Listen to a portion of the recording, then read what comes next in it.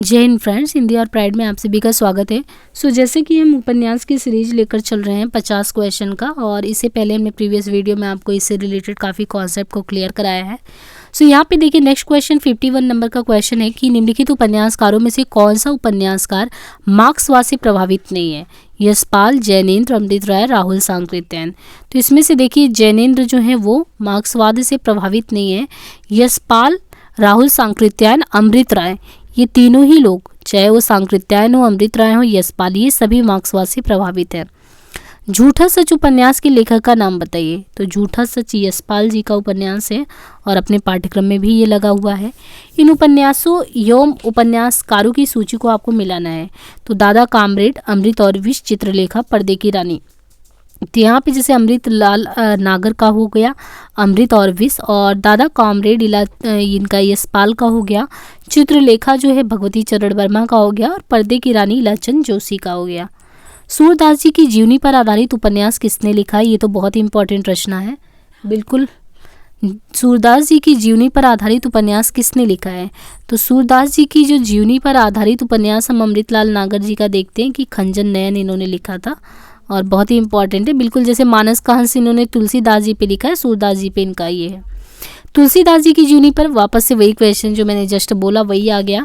यहाँ पे देखिए तो सूरदास पे इनका अमृतलाल नागर का है, और इनके अलावा तुलसीदास की जीवनी पर आधारित उपन्यास जो है वो मानस का हंस है। इनमें से कौन सा कथन आंचलिक उपन्यास के लिए सही है? तो इनमें किसी विशेष अंचल का चित्रण होता है, अंचल विशेष के रीति रिवाज, रहन सहन, मेले उत्सव का वर्णन होता है, वहीं की प्रयुक्त शब्दावली वगैरह का प्रयोग किया जाता है। तो ये सारी ही बातें सही, इसलिए उपयुक्त सभी इसमें सही होगा ऑप्शन। इनमें से आंचलिक उपन्यासकार कौन है? फणीश्वर नाथ रेणु, अमृत राय, यशपाल, महेंद्र भल्ला। तो इसमें से आपको विकल्प में बताने कि कौन सा सही है। ऐसे में हम देखिए मैला आंचल को देखते हैं, फणीश्वर नाथ रेणु का है, तो ये आंचलिक उपन्यासकार के तौर पे हो गए। निम्न उपन्यासों में से कौन सा उपन्यास आंचलिक उपन्यास है? तो नीला चांद, गोदान, मैला आंचल। तो अनडाउटली ये मैला आंचल है। कौन सा कथन असत्य है? रेणु जी ने बिहार के ग्रामीण अंचल से कथा लिए हैं। चारूचंद्र लेख यशपाल का उपन्यास है। बाणभट्ट की आत्मकथा हजारी प्रसाद द्विवेदी का है। झूठा सच का कथानक देश विभाजन की त्रासदी पर आधारित है। तो आप ये देखिए कि इसमें आपसे पूछ रहा ना कि कौन सा कथन असत्य है। तो अगर हम बात करें चारूचंद्र लेख का, तो ये यशपाल का उपन्यास है, ये तो गलत है क्योंकि ये तो इनका हजारी प्रसाद द्विवेदी जी का है। इनमें से कौन सा उपन्यास हजारी प्रसाद द्विवेदी का नहीं है? अनाम दास का पोथा, पुनर्नवा, बाणभट्ट की आत्मकथा। तो दिव्या नहीं है, दिव्या यशपाल का है। राग दरबारी के रचनाकार का नाम बताना है। तो श्रीलाल शुक्ल का है, राग दरबारी रचनाकार हैं उनके, और ये पाठ्यक्रम में लगा हुआ है। राग दरबारी किस गांव के चित्रण करता है? तो शिवपालगंज का, वो गांव भी बहुत इंपॉर्टेंट है। स्वतंत्रता के बाद भारत के ग्रामीण जीवन की मूल्यहीनता को जो दिखाया गया है, तो वो जो आप देखेंगे तो वो कौन से उपन्यास में ये सारी चीज़ें देखने को मिलती हैं? तो राग दरबारी में शिवपालगंज की कहानी है। आधा गांव, अलग अलग वैतरणी, पानी के प्राचीर, रतिनाथ की चाची। इसमें से देखिए आपको मिलान करने वाला क्वेश्चन बहुत ज़्यादा आता है, तो इसमें आपको मिलान ही करना है। तो आप यहाँ पे देखिए एक का बी यानी आधा गांव अगर कहेंगे तो राही मासूम रजा का हो गया, और 2 का सी यानी जो आपका अलग अलग वैतरणी है तो शिव प्रसाद सिंह का है, अलग अलग वैतरणी करके, और रतिनाथ की चाची नागार्जुन का हो गया, और पानी के प्राचीर करके रामदरस मिश्र का हो गया। फिर पंचायत, कॉलेज की प्रबंध समिति, कोऑपरेटिव सोसाइटी के सूत्रधार वैद्य जी किस उपन्यास के पात्र हैं? तो ये सारे जो पात्र आपको देखने को मिल रहे हैं ये किस उपन्यास के पात्र हैं? ये सभी जो है यानी पंचायत और ये सारे जो हैं ये सभी जो हैं राग दरबारी से संबंधित पात्र हैं। पंचायत, कॉलेज की प्रबंध समिति, कोऑपरेटिव सोसाइटी राग दरबारी से। प्रजातंत्र और लोकतंत्र के नाम पर हमारे चारों ओर फलने फूलने वाला राजनीतिक संस्कृति के प्रतिनिधि पात्र वैद्य जी किस उपन्यासकार की सृष्टि है? तो ये जो है श्रीलाल शुक्ल का है। इनमें से मोहन राकेश का उपन्यास कौन सा है? उखड़े हुए लोग, या पथबंधु था, वे दिन, ना आने वाला कल। तो इनमें से आपको बताना है कि कौन सा है। तो ना आने वाला कल जो है इनमें से मोहन राकेश का उपन्यास है, ना आने वाला कल। इनमें से निर्मल वर्मा का उपन्यास कौन सा नहीं है? तो यहाँ पे 68 नंबर के क्वेश्चन में बताना है कि कौन सा नहीं है। तो उखड़े हुए लोग इनका नहीं है। निर्मल वर्मा का उपन्यास देखें तो लालटीन की छत, वे दिन, एक चिथड़ा सुख, ये तीनों ही है। तो लालटीन की छत है, वे दिन, एक चिथड़ा सुख, ये तीनों ही निर्मल वर्मा का उपन्यास है। आपका बंटी उपन्यास की लेखिका कौन है? तो मनु भंडारी है। महाभोज उपन्यास इनमें से किसका लिखा हुआ है? तो मनु भंडारी जी का लिखा हुआ है। इन उपन्यासों एवं उपन्यासकारों की सूचियों को सुमेलित करना है। कुरु कुरु स्वाहा, रुकोगी नहीं राधिका, सूरज का सातवां घोड़ा, चांदनी की खंडहर। तो देखिए यहाँ पे हमें ये क्वेश्चन जो है इसका मिलान करना है। 71 नंबर क्वेश्चन को अगर मिलाएं हम, तो आप इस तरीके से देखिए इसमें कि जो कुरु कुरु स्वाहा है बेसिकली ये मनोहर श्याम जोशी का है, बहुत ही इंपॉर्टेंट है इनकी रचना, कुरु कुरु स्वाहा मनोहर श्याम जोशी। और फिर आप देखिए यहाँ पे उषा प्रियंबदा का दिया है रुकोगी नहीं राधिका, धर्मवीर भारती का सूरज का सातवां घोड़ा, तो चांदनी की खंडहर करके गिरधर गोपाल। तो इसमें ये होता है कि आपको कुछ विकल्प नहीं आते, लेकिन ये जो जितना भी दिया है सारे इंपॉर्टेंट रचना को ही मेल करने के लिए दिया है कि रुकोगी नहीं राधिका किसका है, तो उषा प्रियंबदा का है, कुरु कुरु स्वाहा जो है मनोहर श्याम जोशी का है, चांदनी के खंडहर करके गिरधर गोपाल की रचना है, और जो है सूरज का सातवां घोड़ा धर्मवीर भारती का है। नेक्स्ट क्वेश्चन देखें कि 55 खंबे लाल दीवारी उपन्यास के रचनाकार का नाम बताना है। तो 55 खंबे लाल दीवारें, अब इसमें देखिए सारी लेखिकाओं का ही नाम दिया गया है और आपको इसमें से कंफर्म करना कौन सा है। तो अभी जस्ट हमने दिखा था रुको नहीं राधिका, रुकोगी नहीं राधिका, तो उषा प्रियंबदा का ही ये भी रचना है। 55 खंबे लाल दीवारें उषा प्रियंबदा की रचना है। चितकोबरा उपन्यास किसका है, तो यहाँ पे देखिए ये भी इंपॉर्टेंट पूछ लिया है कि चितकोबरा किसका है, तो मृदुला गर्ग का। ये उपन्यास लेखिकाएं बहुत प्रसिद्ध रही हैं जिनकी ये रचना है, जैसे 55 खंबे लाल दीवारें उषा प्रियंबदा का है, चितकोबरा उपन्यास मृदुला गर्ग का है। अब यहाँ पूछे जैसे इसमें नरेश मेहता का उपन्यास कौन सा है, उखड़े हुए लोग या पथबंधु था, अलग अलग वैतरणी, अंधेरे बंद कमरे। तो इसमें ये क्लियर होना चाहिए, तो ये नरेश मेहता का एक रचना ये है, यह पथबंधु था।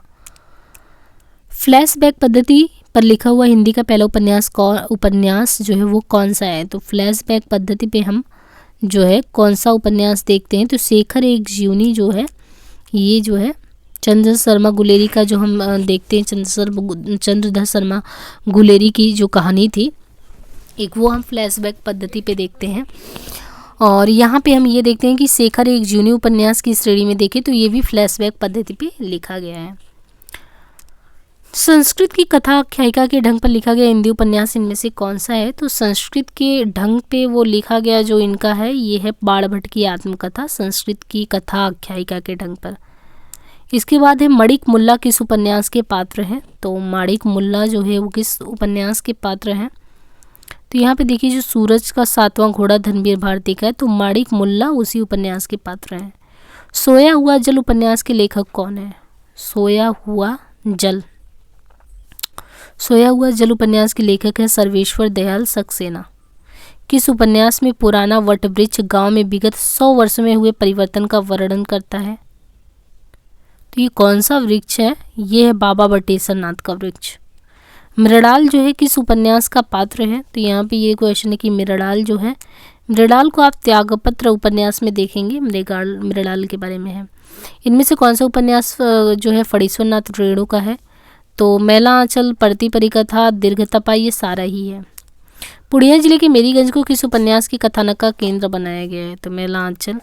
कौन सा उपन्यास यशपाल का है, दिव्या, दादा कामरेड, पार्टी कामरेड, तो इसमें आप देखिए सारे ही उन्हीं के हैं। निम्नलिखित में से गलत युग्म को आपको चुनना है, कमलेश्वर, राही मासूम रजा, तो इसमें देखिए जैसे राही मासूम रजा का आधा गांव सही है, प्रेमचंद जी की रंगभूमि भी सही है, भीष्म सानी तमस भी सही है। कमलेश्वर का नहीं है, सूरज का सातवां घोड़ा धर्मवीर भारती का है।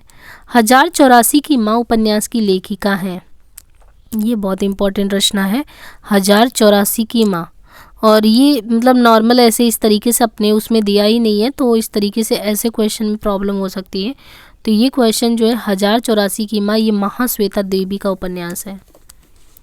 इसके बाद और भी उपन्यास की बात करें तो यहाँ पे आप देखिए कि जो उपन्यास दिए हैं जैसे अनदेखे अनजाने पुल, तो ये जो उपन्यास है अनदेखे अनजाने पुल, तो ये इसके कौन है उपन्यासकार, तो राजेंद्र यादव का है अनदेखे अनजान पुल।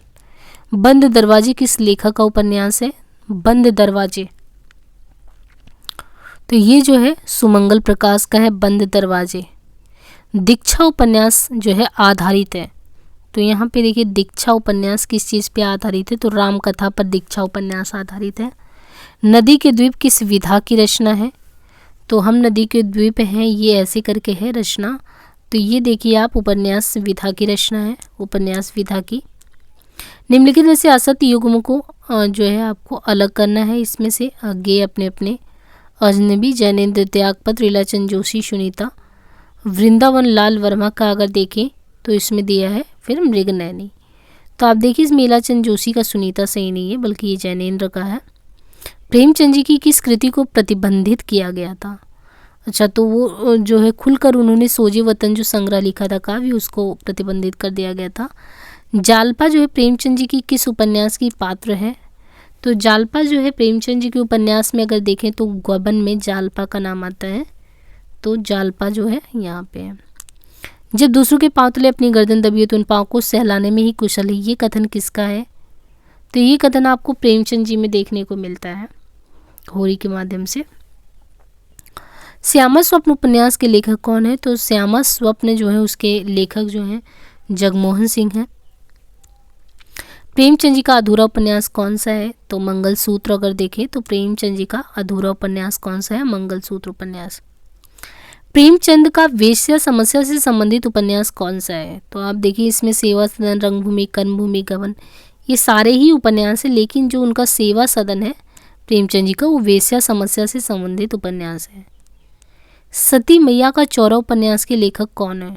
तो ये उपन्यास सती मैया का चौरा, इस उपन्यास के लेखक कौन है? भैरव प्रसाद गुप्त। सती मैया का चौरा। मन वृंदावन उपन्यास के रचयिता इनमें से कौन है? मन वृंदावन, इसके रचयिता कौन है मन वृंदावन के? तो लक्ष्मी नारायण लाल जो है मन वृंदावन उपन्यास के रचयिता हैं। डूबते मस्तूल करके, डूबते मस्तूल, ये जो रचना है डूबते मस्तूल, इसके कौन है रचनाकार? नरेश मेहता। तो डूबते मस्तूल नरेश मेहता। मित्रों मरजानी जो है ये किसकी रचना है? तो मित्रों मरजानी अगर देखेंगे तो कृष्णा सोवती की रचना है। तो इस तरीके से आपने 50 क्वेश्चन बहुत ही फास्ट कर लिए और मुझे उम्मीद है कि इससे आपको बहुत ज़्यादा ही हेल्प मिल रही होगी। आगे जब भी आप क्वेश्चन वगैरह सॉल्व करेंगे तो यहाँ से ये आपका 10-12 मिनट का वीडियो आपके लिए बहुत ही ज़्यादा यूजफुल होने वाला है। तो फ्रेंड, इसी तरीके से आपको अपडेट्स चाहिए और भी इंपॉर्टेंट वीडियोस, तो प्लीज़ चैनल को सब्सक्राइब जरूर करिए। लाइक शेयर सब्सक्राइब करना बिल्कुल भी ना भूलें। आप अगर उतना ही करते हैं तो हमें और मोटिवेशन मिलता है कि आपको ऐसी इन्फॉर्मेटिव वीडियो और भी प्रोवाइड किए जाएँ। सो आज के लिए इतना ही, धन्यवाद।